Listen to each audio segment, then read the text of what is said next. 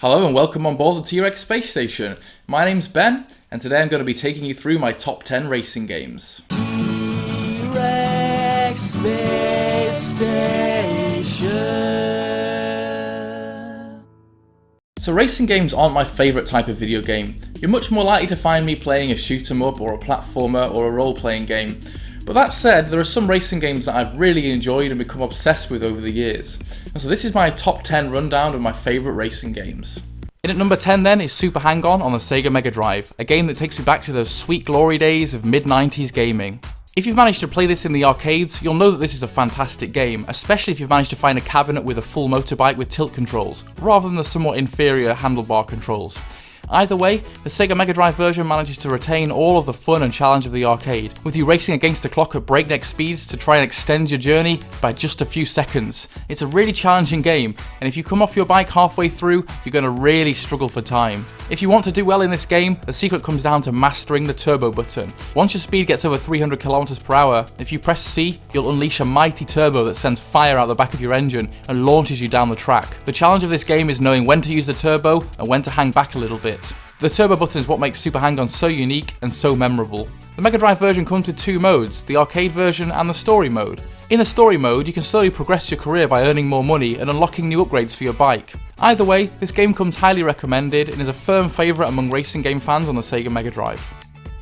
At number 9 then, it's Crazy Taxi on the PlayStation 2. Another game that's absolutely superb in the arcades. It's just so much fun with the real steering wheel and getting that full arcade Crazy Taxi experience.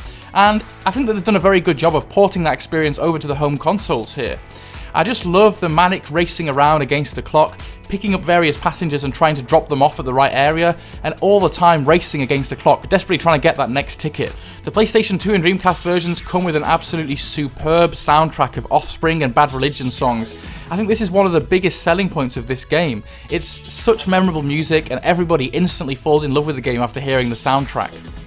The game is actually surprisingly complex if you want to play it well. There's quite a big variety in moves that you can do to boost your speed that take a lot of practice to master. One of them involves quickly flicking between reverse and drive to give yourself a speed boost every time you stop. The PlayStation 2 version comes with various modes, including different times that you can set yourself, a true arcade version, and some challenge modes as well. There's plenty of content here and a lot of fun to be had.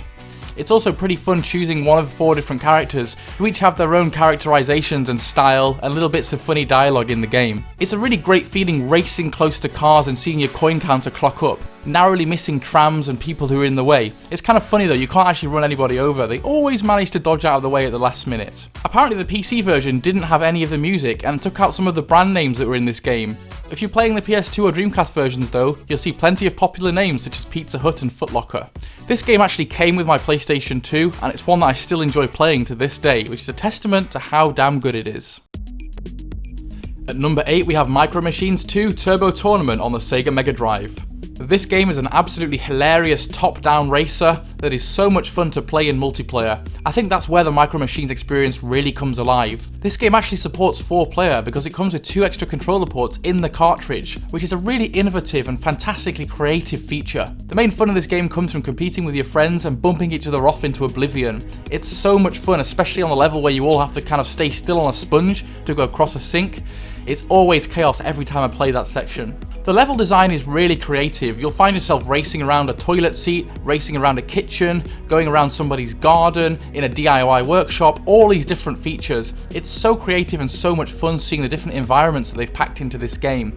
And each environment has its own hazards, you know, from bits of oil slick from drills to water you can fall in, and that's part of the beauty. Trying to get ahead, but not going too far in case you blindly fall off the edge. The gameplay is challenging and addictive, and the cartridge comes with several different modes including turbo tournaments, head-to-heads, challenge modes, etc. I still play this game with my friends today, and it's so much fun to open up a pack of beer and just have a great laugh. There are few games that can be so much fun and so much hilarity in multiplayer mode as this game. Highly recommended and a great laugh. At number 7 we have Race to Sun, which is an independent game developed by Flipfly. In this game, very uniquely, you're not racing against other racers, but actually against the inevitable setting of the sun. You see, you control a solar-powered vehicle that derives its energy from the sun. You need to race to the end of each level to extend the daylight time and keep going, otherwise your craft will be unable to continue. It's a very interesting effect. The dynamics of light in this game will affect the speed of your ship. If you're spending too much time in shadow, you'll start to wane on energy.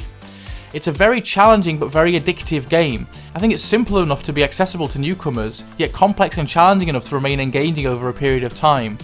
This game has that addictive feeling of wanting to just get that little bit further every time you play. Levels are regenerated every 24 hours, so each time you play, you're getting a new experience and a new level to race on. The game really captures that feeling of breakneck speed with the environments flying past you in a blur, especially when the sunlight levels are strong. You'll find yourself flying through buildings, falling obstacles, moving shapes, constantly trying to keep an eye on what's coming ahead so that you don't crash. You will find yourself crashing a lot of times, but it doesn't matter, you'll just be keen to get back into the action and keep going again. The game also features a very interesting unlock and upgrade system. The more power-ups you get and the more challenges that you unlock, the more upgrades will be available to you to enhance your experience.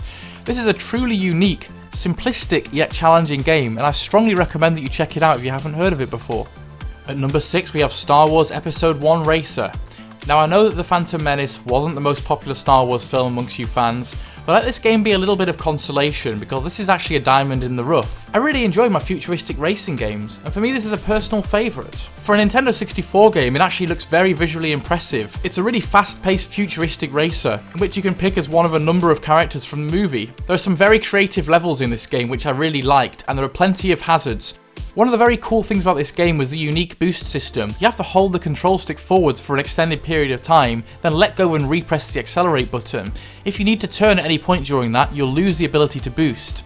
There's a very interesting interplay then between trying to stay still long enough to get the boost activated and not damaging yourself. Once you do activate the boost, you really need to be careful that you don't overheat. If you hold it on too long, your pod racer will explode. I found this a very interesting dynamic that makes this game quite unique. I also enjoy the fact that you can repair your pod as you're racing. This will slow you down a little bit, but you may need to do it to avoid exploding too early. Again, there's an interesting balance between trying to push the speed just that one bit further and trying to be cautious and repair yourself so that you don't explode. The game features a lot of variety in terms of the unlockables, and as you do well, you'll get new craft to race with. There's also a great upgrade system here with lots of detail in terms of what you can do to your craft. As I said, for an N64 game, this game looks absolutely beautiful, and I really enjoyed the eye candy that the levels had to offer. There's a great variety in the environments, and it's really nice to explore places from the Star Wars universe in a racing game. The other great thing is that this game isn't that rare, and you can find it for around 10 quid or less, so it's definitely worth checking out if you haven't played it already. For number 5, we're going back to the Sega Mega Drive, this time for Road Rash 2. There are a few games as iconic as the Road Rash games on the Sega Mega Drive, and I've personally picked 2 as my favourite. The great thing about these games is the fact that it's, yes, motorbike racing, but it's got added violence, which is just so much fun. You need to punch and kick your way to victory here, often sliding and barging against people and trying to avoid getting arrested by the cops. If you punch someone as they're trying to hit you with one of their weapons, you get to steal it from them. And of course, if you manage to get the chain, that's pretty much a one-hit KO. There's something incredibly satisfying about flooring somebody and watching their bike fly off into the distance. Of course, one of the most iconic parts of this game is if you crash yourself, that long walk of shame back to your bike. Sometimes it can take forever if your bike flies off a long way. The Road Rash games are just so badass, and they're really fun to play. They're still great to this day. They're actually incredibly challenging as well. You basically progress your way through 5 different tiers until victory. You need to try and earn money from your winnings to upgrade your bike. Some of the bikes get pretty damn fast towards the end of the game. The Road Rash series is just very iconic, and one that just reminds me of my childhood. I spent so much time playing with this with my friends, constantly trying to do each other over. Highly recommended. At number 4 we have F-Zero X on the Nintendo 64. I can still remember the wow factor the first time I saw this game played. I couldn't believe how fast things were going and how futuristic everything looked. This game is just a superb, high-octane, futuristic racer that sometimes just makes you go wow at how amazing the levels are and how fast you seem to be going. The number of craft you can choose in this game is absolutely mind-boggling. You unlock so many different vehicles to try out. Each one has its own nuances in terms of its body and its acceleration and its top speed. One of the other unique things about this game was the fact that you can actually choose your balance between acceleration and speed for each level, which I thought was fantastic.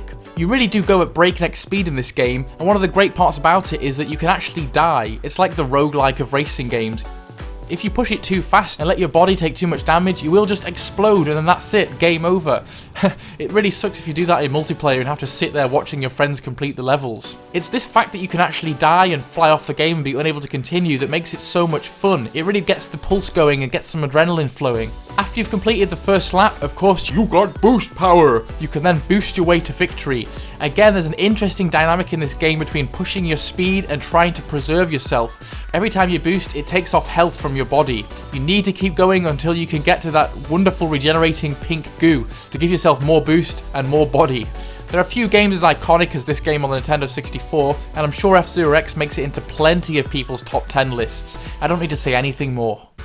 At number 3 then is the PlayStation 1 game Speed Freaks. This makes it so high in the list because of the sheer nostalgia factor for me. It was a game that was really important to me during my childhood and which I remember very fondly. This game was a gift to me from my dad when he came back from a trip to Israel, and I remember getting it in the full box complete with multi-tap. So this was really the game that I associated with big multiplayer and all that fun in the living room with all my friends. I never had a Nintendo 64, so the Mario Kart games were lost on me at this point. Even though Speed Freaks may be considered a Mario Kart clone, for me it's actually better than Mario Kart 64, which I know you may think is blasphemy. The reason why is because the levels are incredibly creative in this game.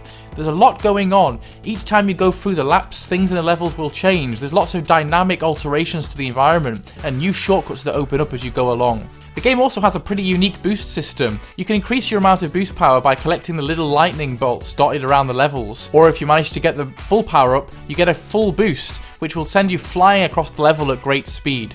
The characters are all fun and cartoony. They seem to be a bunch of like high school kids who hang out in a treehouse together, and there are lots of cool unlockables, including a dog. This game is really great in 4-player split screen. I remember having so many fantastic evenings playing it with my friends, and I just think it still holds up to this day. It looks lovely for a PlayStation 1 game, and the level design is truly fantastic. I would really recommend this game if you're a fan of, say, Mario Kart 64, as this game really does give it a run for its money.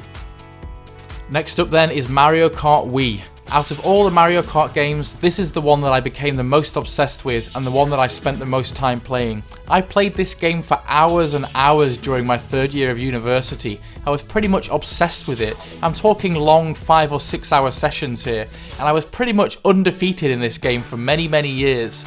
I pretty much had the game under my muscle memory and could just reflexively beat the levels without really looking. It's just a superb game. I really love the graphics in this game. I think it showcases what the Wii was capable of, and there are some fantastic levels. This game features a great balance of new levels and older ones that are recreated from the N64, GameCube and Game Boy Advance games, which is great. It also had a pretty fun online components, where you could race against other people and gain or lose points depending on whether you won or lost. The game did make use of a steering wheel accessory, but I actually felt this was kind of gimmicky and don't really use it. Nevertheless, the controls are pretty cool, and you can use the Wiimote to flip up to do wheelies on your motorbikes.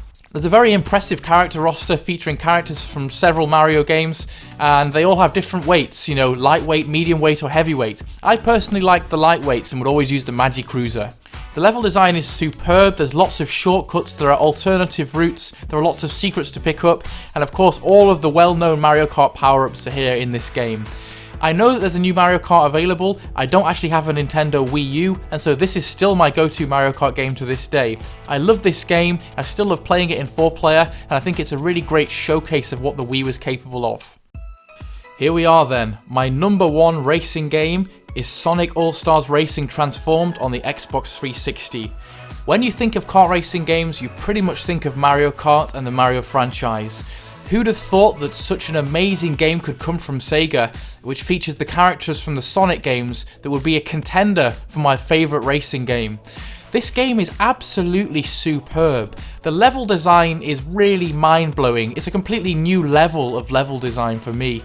It manages to capture the universes of several of my favourite Sega games, from Sonic to Afterburner to Knights and of course Panzer Dragoon. The levels really feel so dynamic, like they're living and breathing. You'll see dragons flying across on the Panzer Dragoon levels and all sorts of different things taking place as you race around. And of course one of the really unique features is that you can take to the skies and pilot planes or race in boats on the sea, and often this is integrated into normal kart racing levels, which is just fantastic. It means that you're kept engaged because each lap of the race is not the same. They're often different, whether that's different routes or different modes of transport entirely.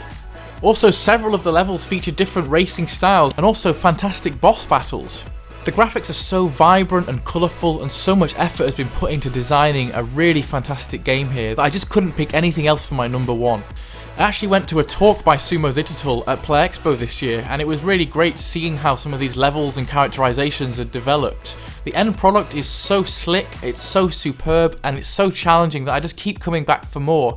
That's the interesting point as well. The game is actually really difficult. Sometimes the Mario Kart games can feel like a pushover.